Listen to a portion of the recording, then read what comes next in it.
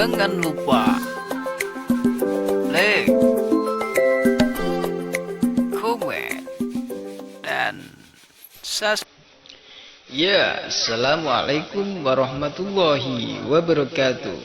Masih jumpa dengan kami di Jejak Para Wali. Tahukah Anda bahwa Kesultanan Demak Bintoro masih memiliki hubungan erat dari sisi historis dengan Banjarmasin,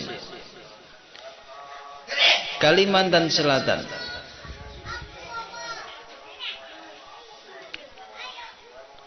Tak lepas dari perjuangan dan kiprah Khatib Dahyan, seorang ulama besar yang sebelumnya dikirim atau diutus oleh Sultan Trenggono atau Raja Demak ke daerah tersebut.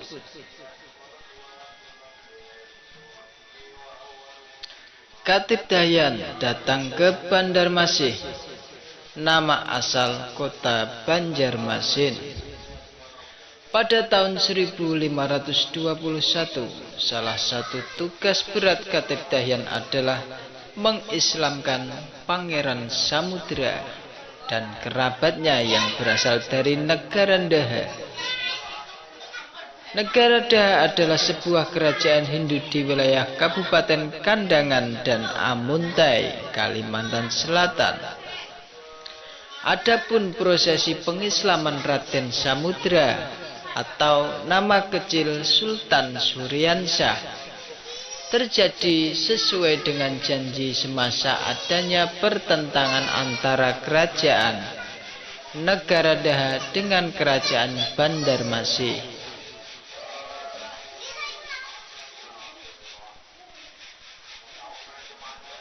Dari silsilahnya, Khatib Dahyan masih keturunan Sunan Gunung Jati atau Syekh Syarif Hidayatullah Sunan Cirebon, Jawa Barat. Ia menyampaikan syiar Islam dengan kitab pegangan surat layang kalimah sada yang ditulis dalam bahasa Jawa. Ia adalah seorang ulama mumpuni sekaligus pahlawan yang telah membanggakan atau mengembangkan dan menyebarkan agama Islam di kerajaan Banjar hingga akhir hayatnya.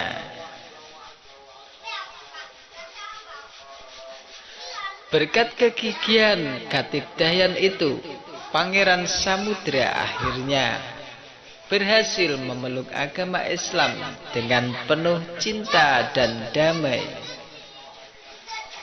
Di kemudian setelah masuk Islam, Pangeran Samudra lebih dikenal dengan sebutan Sultan Suryansah. Dia menjadi raja pertama tahun 1526 sampai 1546 Masehi dari kerajaan Banjar yang berpusat di tepi sungai Kuin, wilayah Kuin yang sekarang masuk RT 9 RW 1, Desa Kuin Utara, Kecamatan Kota Banjarmasin. Ini merupakan cikal bakal pusat pemerintahan kerajaan Banjar yang berdiri pada abad ke-17, tepatnya pada tahun 1523.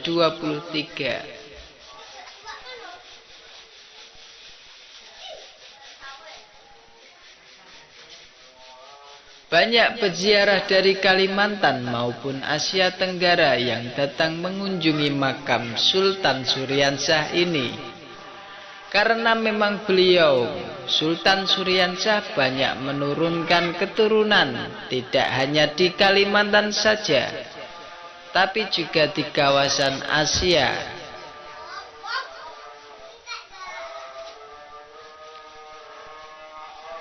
Di pemakaman kerabat raja tersebut, selain makam Sultan Suryansah, juga ada makam Khatib Dahyan. Kemudian makam Ratu Intan Sari, ibu kandung Sultan Suryansah.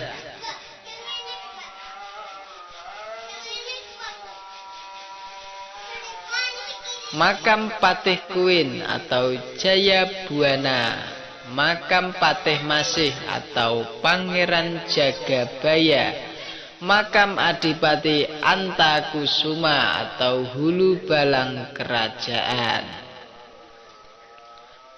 makam Pangeran Ahmad, Pangeran Muhammad, makam Sayyid Muhammad, Gusti Muhammad Arsyad, dan makam Syekh Maulana Abdul Malik atau Haji Batu.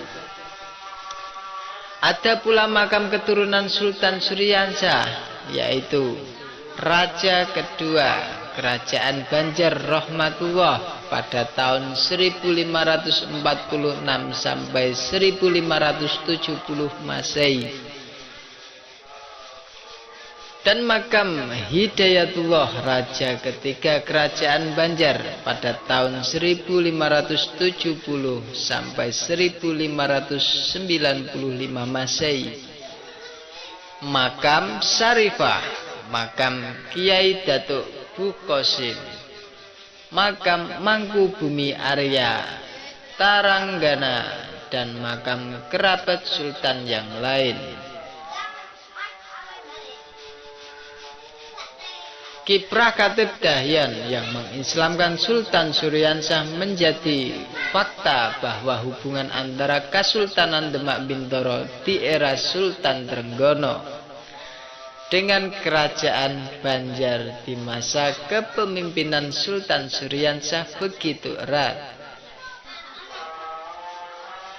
Dan adanya hubungan dua kerajaan ini pula pada akhirnya mengukir sejarah bagaimana kota Banjarmasin ini berdiri, katanya. Nama Banjarmasin sendiri diambil dari seorang patih yang sangat berjasa dalam pendirian kerajaan Banjar, yaitu Patih Masih, yang berasal dari desa Oloh Masih. Dalam bahasa Ngaju berarti orang Melayu atau kampung orang Melayu.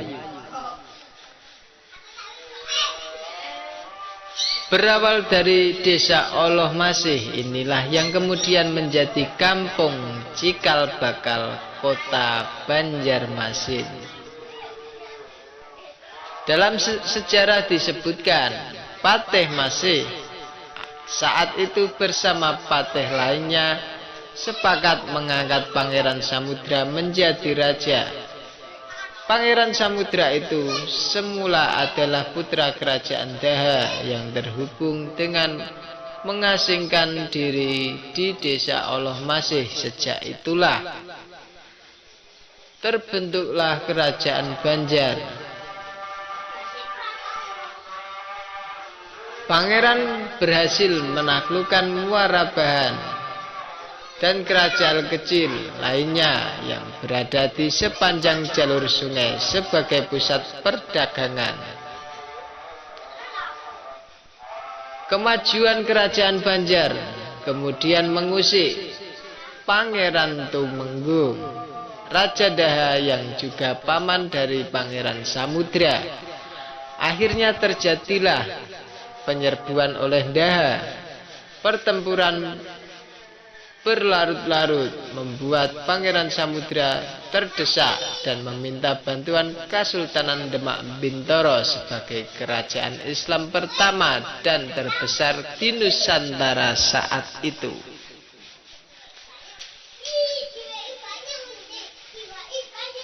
Kerajaan Demak mampu membantu Kerajaan Banjar dengan syarat raya. Pangeran Samudra dan rakyatnya mau masuk Islam. Dengan itulah syarat beliau. Pangeran Samudra pun setuju. Tentara Demak di bawah instruksi Sultan Trenggono yang dipimpin Khatib Dahyan membantu kerajaan Banjar lalu mengislamkan raja tersebut.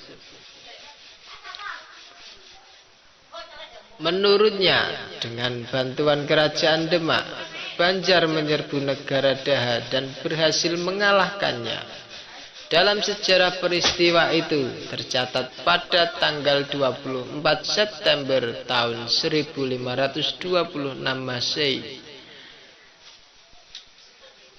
Berdasar itulah kemudian dijadikan sebagai hari kemenangan Pangeran Samudra dan cikal bakal kerajaan Banjar. Selain itu, bertanda adanya penyerahan kerajaan Daha kepada kerajaan Banjar serta dijadikan sebagai tetenger hari jadi kota Banjarmasin sebagai ibu kota kerajaan baru yang menguasai sungai dan daratan di Kalimantan Selatan.